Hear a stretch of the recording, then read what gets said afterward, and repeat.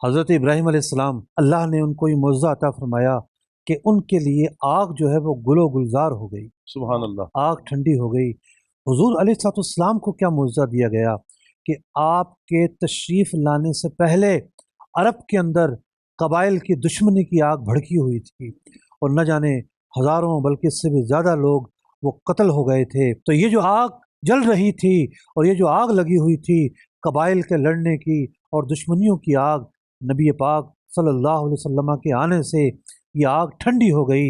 اللہ تعالیٰ ارشاد فرماتا ہے کہ جب بھی اس آگ کو بھڑکانا چاہتے ہیں اطفأها اللہ، اللہ تعالیٰ اس آگ کو ٹھنڈی فرما دیتا ہے۔ سبحان اللہ۔ ایک طرف حضرت خلیل کا معجزہ بلا شبہ عظیم معجزہ ہے، لیکن یہاں حضور کی برکت سے یہ دشمنیوں کی آگ، یہ نفرتوں کی آگ ٹھنڈی ہو رہی ہے، اور حضور کے دست مبارک سے تو آگ سے جھلسے ہوئے بھی شفا یاب ہو گئے ہیں۔ سبحان اللہ۔ نسائی شریف میں ہے کہ ایک بچہ آپ کی خدمت میں لایا گیا جو آگ سے جھلس چکا تھا، حضور علیہ السلام اپنا ید بیضا پھیرتے ہیں، اس بچے کے جسم پر پھیرتے ہیں، وہ صحت یاب ہو جاتا ہے۔ جب آ گئی ہے جوش رحمت پہ ان کی آنکھیں، جب آ گئی ہے جوش